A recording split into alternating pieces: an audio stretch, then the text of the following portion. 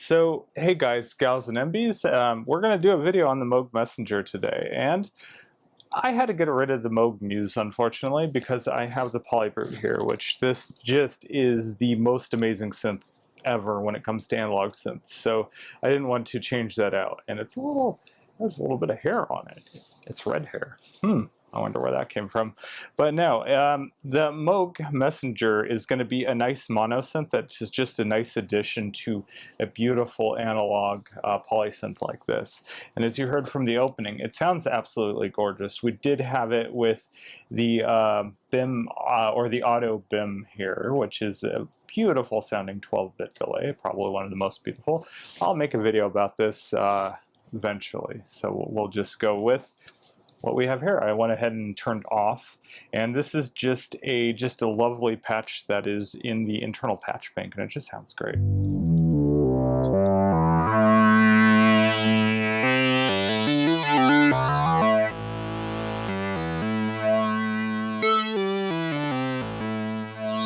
Yeah, it is very Moogish. It has some features that aren't very Moogish, and that is resonance compensation or Q compensation for the filter, which is absolutely awesome. It has a 4-pull and a 2-pull. Honestly, if the Muse had all this functionality, I would very well be considering that I would figure out some solution to have them both set up here, but it just didn't. And as much as I love the Muse, and I still do, it's probably Moog's best polysynth to date. I mean, yes, even over the Moog one, because it's, at least in my unit, was pretty damn reliable, and it tuned pretty well. And the Moog one was just one of those synths that sounded awesome, but it was just a nightmare to deal with. The Messenger and the Muse, the newer Moog synths, yes, I know some people will say, well, that's the in-music Moog, but they've been really great, and the key bed on this thing is actually pretty good for not being FTAR. This feels very similar to it actually feels a little weightier than the key bed to the MPC Key 37. It's probably the same key bed, but it does feel really nice, and it has aftertouch. But yeah, build quality aside, this thing is just amazing. And if you get the newest firmware update, which you should if you own one of these, it was actually in a firmware update quite a long time ago, apparently. There's a feature here that you're going to have to stick around to find out what it is, but it's kind of amazing and turns this into a little bit more of an amazing synth than it already is. So I guess we can just get started with this thing, right? So to make an init patch is super simple. There's a panel button here which loads all the panel like your panel settings, and if you hold it down, you can init patch, which is just a standard sawtooth. It doesn't have any release or anything like it did on the Muse, unfortunately, but it's okay sounding, right? You know, it's a synth. It's a subtractive synth. We don't have anything going for it just yet to tell that it's any kind of specific synth because we haven't engaged the filter or made it sound more interesting. All right, let's just get into that awesome new feature that they've added. So if you update the firmware and you hold down the sync to 1-2 button for a little bit while it starts to blink, watch this, and let's turn on oscillator 2 here.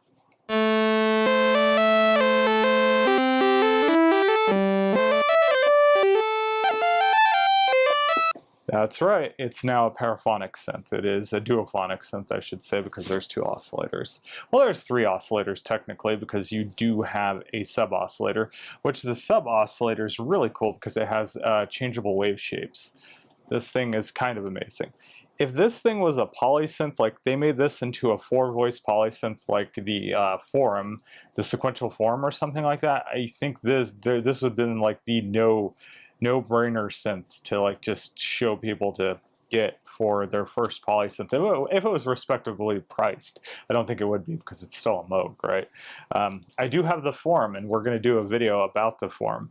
And one thing about the Forum is the name to it is really stupid. Compared to Moog's naming, they come up with some really cool names. The Messenger, the Muse, the One, things like that. I think Subharmonicon, Labyrinth, they all really have really cool names. But yeah, so we now have a duophonic mode. Let's disable that for right now. I'm sure you can set the note priority too, to be last note, first note, higher note, lower note for the choke group. I guess, is it a choke group? I don't know. I've been way too much into the MPC stuff lately, so. Yeah, but it sounds pretty good. Let's go ahead and just go to a single oscillator again, right? And let's just have some fun with this. Let's build a patch and see how well it sounds. So, the wave shape is pretty cool. It goes from a wave shaper to a triangle to a pulse width. And I think there's a saw somewhere. There is, isn't there? Durr, the saw's right here. It doesn't go all the way to 0 on pulse width. I've never gotten the point of going to 0 on pulse width modulation. Maybe if you're using it as some kind of like an LFO or a control oscillator, but I just don't see it. I mean, somebody could tell me I'm wrong here, but the cool thing is the sub oscillator. Let's just do that. Let's hear the sub oscillator, right? Also has pulse width modulation. That's freaking cool. So is it a real oscillator in that case? And it's just it's octave down instead of being like a divide down or something? That's really cool. All right, let's bring them both in. Let's go to the wave shaper and let's triangle, right? Let's add some release.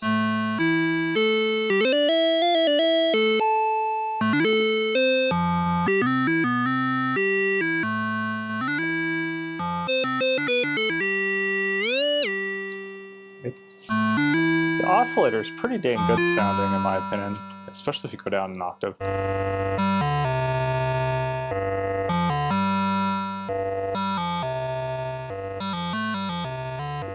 It gets pretty nice, I think it does at least. So let's do a fifth like patch, I guess. Let's do a fifth lead. Let's do a Moog style fifth lead. Let's go back up an octave. Alright, so let's go ahead and bring in the second oscillator, right? And bring up the frequency all the way. At least here, that will make it a fifth.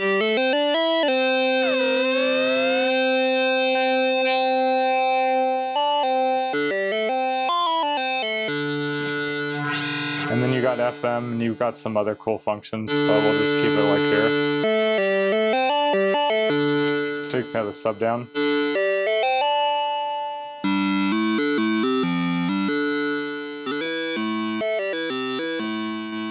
Alright, and let's hear the beautiful Moog filter. So let's do this. Alright, let's go ahead and add some release to that sucker. And then let's add some attack. And we can go from 4-pole to 2-pole. You can do high pass, band pass, it's pretty amazing. And you can also like have the oscillator 2 go to cutoff, and then there's just so many cool things. And then you got the feedback here, which gives you the classic Moog feedback. You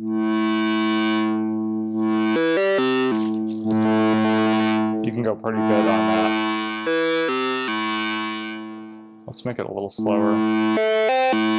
We want it to go in slow, and then you can just do a re-trigger once you're in, like this. Let's make sure the sustain is all the way up.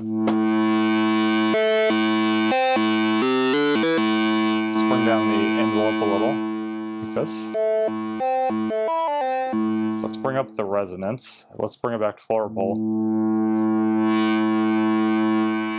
And now, you hear that bass cut off, right? But now we can use bass compensation on the resonance.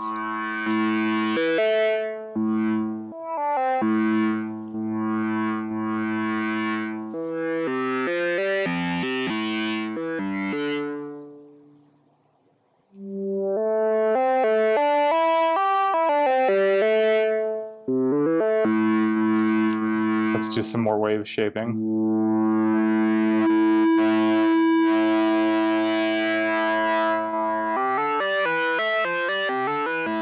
And of course we can set an LFO to go to the wave shape, which is really cool. Yes, I think we can, can't we? Oscillator 1. Okay, then you can set destinations, I believe.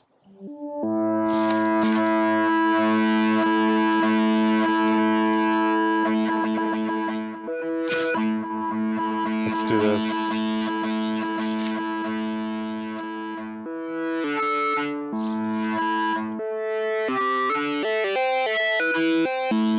God, I wanted to play a chord on a mono synth in mono mode. Go me, right? Let's bring in that sub oscillator. And let's make this sub oscillator a square.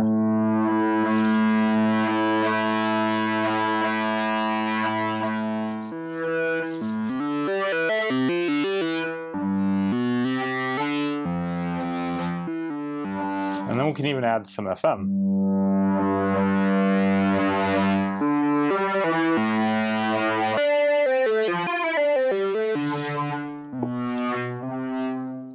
Let's add a little less envelope here for the filter.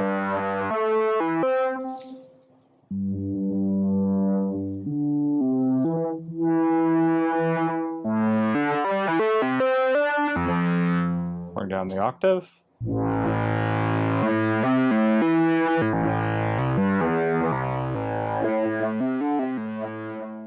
All right, that just sounds cool, doesn't it? And by default, your mod wheel is set to pitch, but you can set it to the cutoff and the amp, and it can be set to the LFO here. So this is basically your amount, and this is the rate. So let's do that.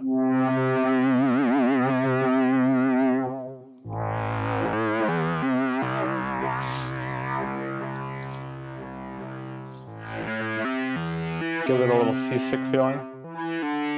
And then let's go ahead and add the BIM over here, and let's just listen to how beautiful it'll sound in stereo.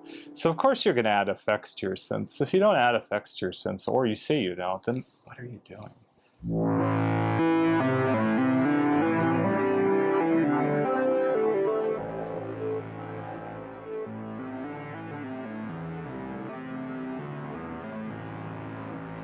And then I have a beautiful pad here, like we did in the opening, and I have the pedal down here to sustain, so let's do that.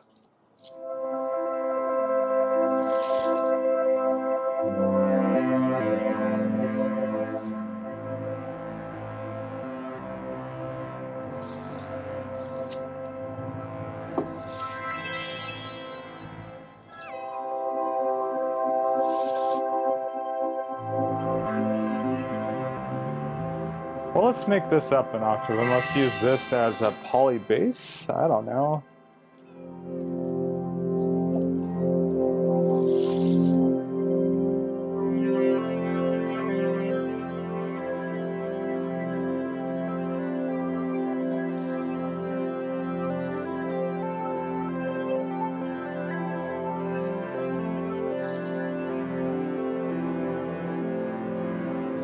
Oh god, that's really gorgeous, isn't it? Let's do this.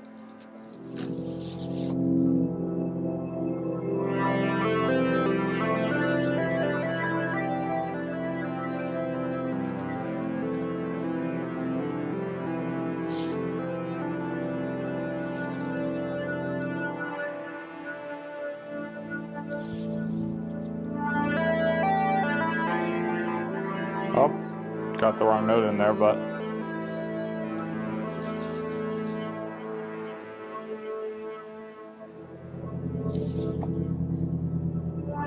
Ah, it's a little too low. Let's do this.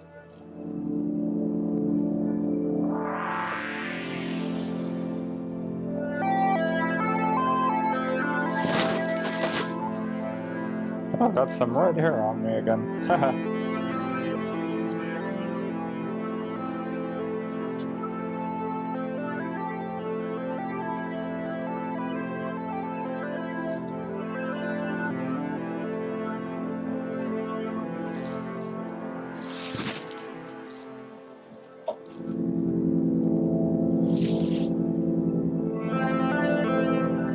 Oh, triggered the wrong note there again. Let's try this.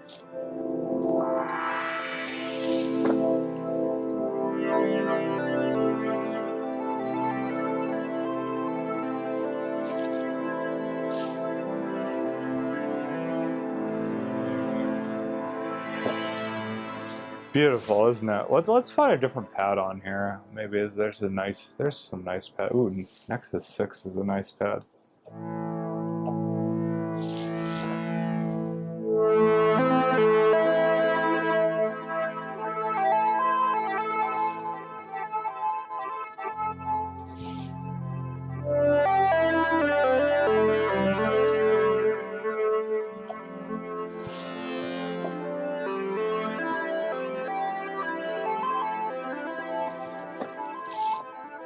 I don't know, let's try something in a different key, I guess. We'll do this. How's this?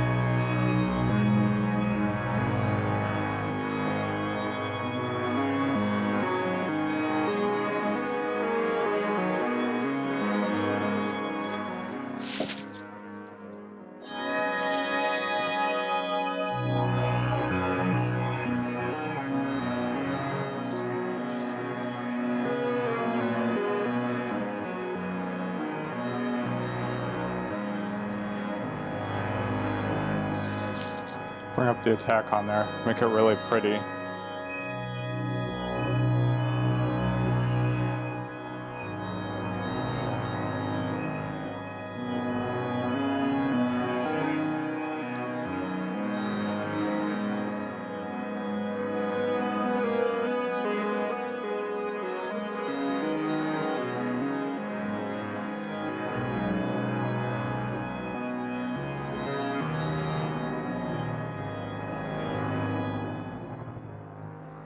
Get the idea. It's a very versatile synth, and it just sounds so damn good. You can, let's just do a classic triangle lead. Let's do a classic fifth triangle lead. Yeah, right? Let's turn this sucker off. Alright, so that's going to be pretty quick. 2 oscillators. Let's go triangle. Has a nice clear triangle.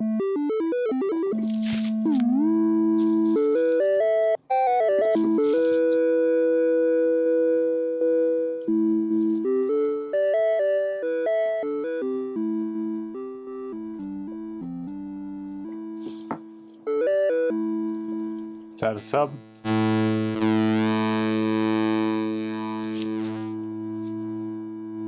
It's kind of a buzzy sub on the triangle.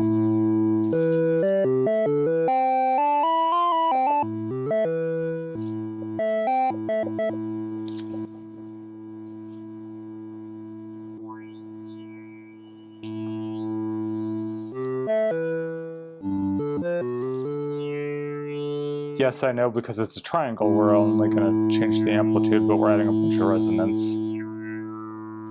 So that's some key tracking.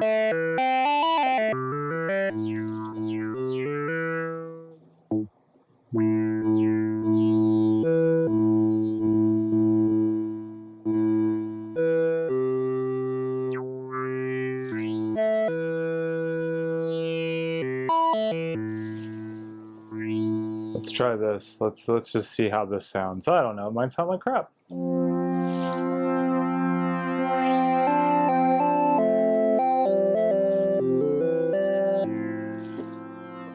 It might sound good with this. Let's try this. I bet it will. Let's do this.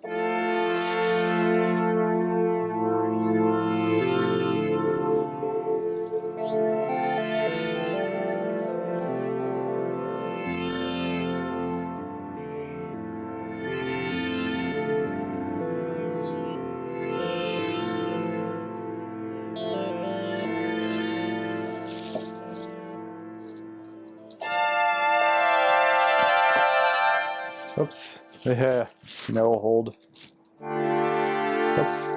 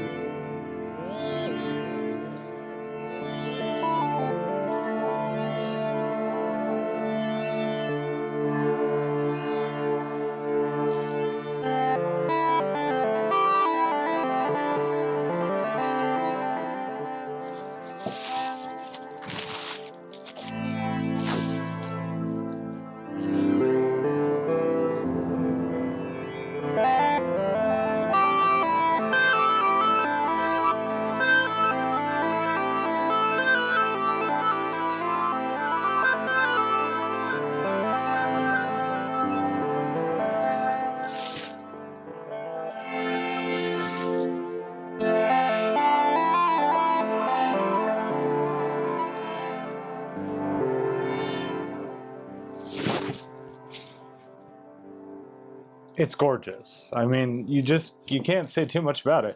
Also, it's really competitively priced, especially if you get it on sale. This thing seems to go on sale quite a bit. That's when I got it. I got it for like $5.99 brand new out the door.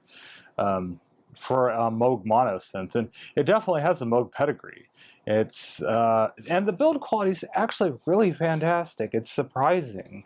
So yeah, I know a lot of people that, or I shouldn't say a lot of people, but there are some vocal people out there that don't like the in-music acquisition, but I think this thing came out really good out of the gate. Same goes with the, I should say the Muse.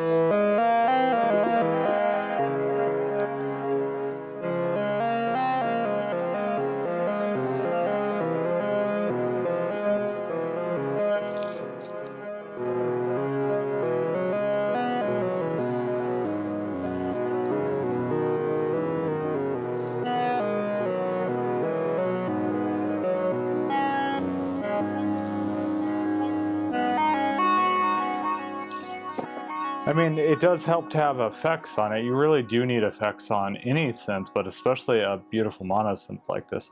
If you're using it just like for a bass line, maybe you don't, but I think a bass line, or like a bass line, you really don't need that, but a mono synth in general, just a delay, a stereo delay just sounds so wonderful. I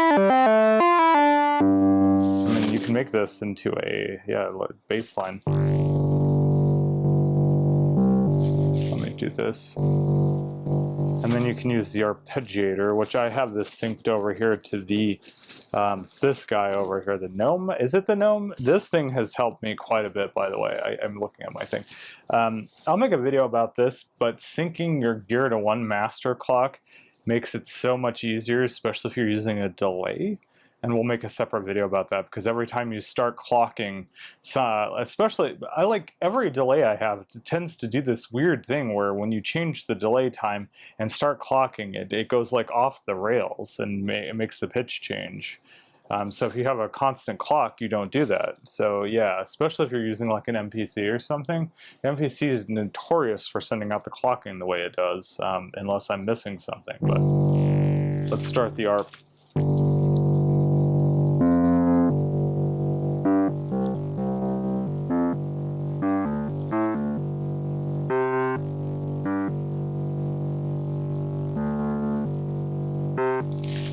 That's doing random. Can we do sequence?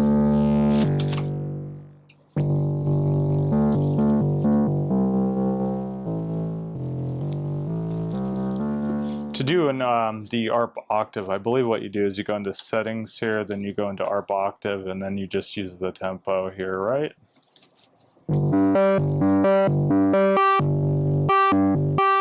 I guess so.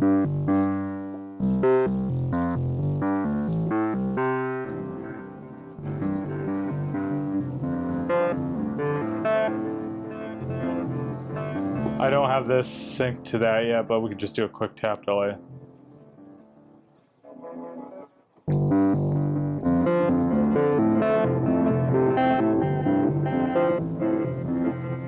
You get the idea. It's really nice. I just like it, even without the delay. As a bass synth, this thing sounds awesome.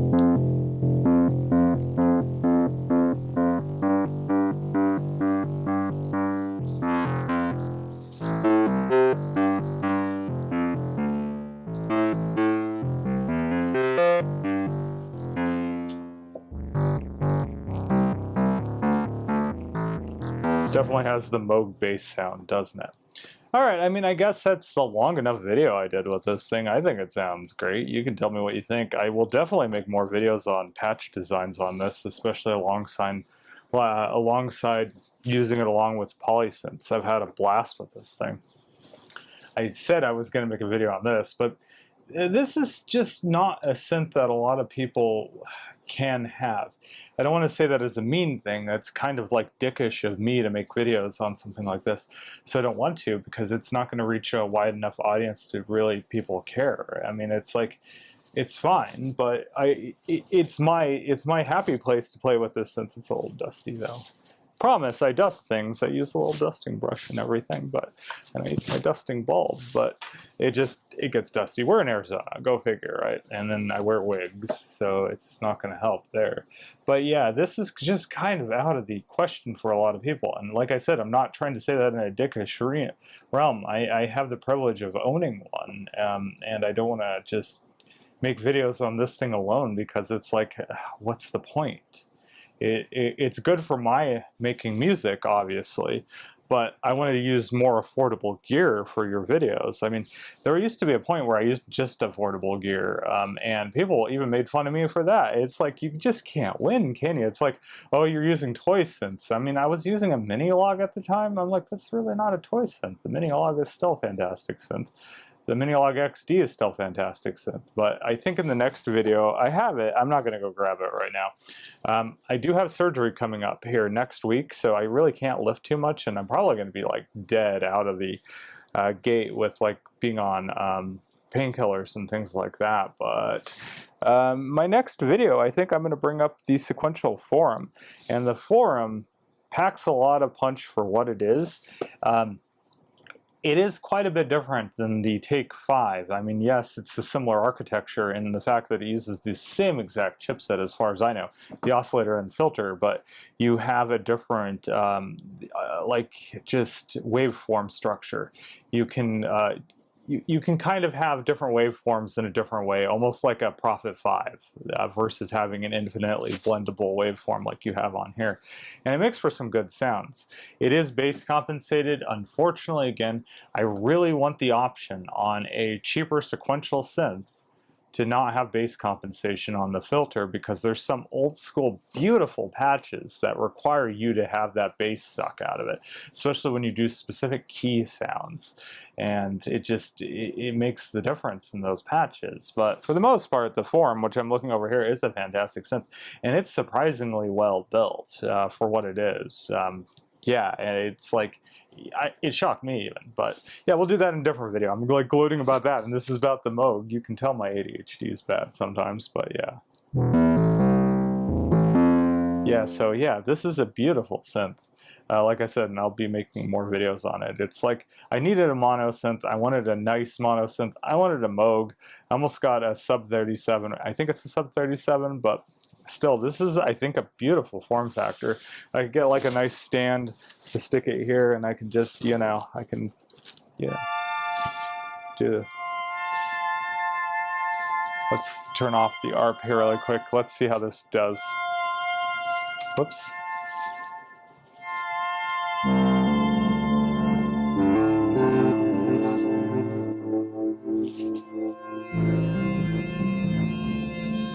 Actually, let's do this.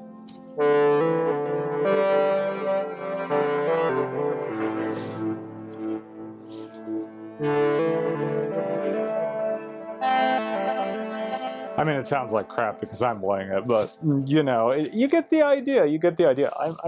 I'm desperately learning how to incorporate a mono synth into my setup, and you know, actually play better. But you know, it's gonna take time. It's gonna take time, and I'm gonna have to be on my ass for the next few weeks, where I can't really do too much lifting, so I can't really change up my studio too much. I mean, I could ask my spouse maybe to help, but I think I'm gonna go ahead and just deal with my MPC for a while. I did get an MPC Live 3, as well as I still have the MPC X, which I'm not getting rid of that. That's my studio one, and then my Live 3 can be used portably, especially when I need to go to the hospital and sit on the sofa and, you know, hang out with my spouse, which I love doing, but it's like, I can't do that with a, I guess I could have this on my lap, but you need effects, right? So a self-contained one is just really nice to have when you're trying to hang out with your spouse. So I think I'll do that. And we'll learn the MPC thing. I used to use an MPC, I can still use it, so fun times. And I got the retro colorway, so yeah, it's over there somewhere. I don't know, somewhere in the studio. All right. Anyway, thanks for watching my video, and if you haven't joined my channel and you like the weird-ass shit that I do, in the weird ass way that I dress. Sweet Teto. This is Magic Made Teto, but yeah, go ahead and join my channel, or like, you know, subscribe. Join my channel. What the hell am I saying? Join my channel. Yeah, subscribe if you haven't already, and that'd be much appreciated. And again, if you watch this far, thanks for watching. Then again, I didn't even say it before. Anyway, yeah, I'll see you guys later. Bye.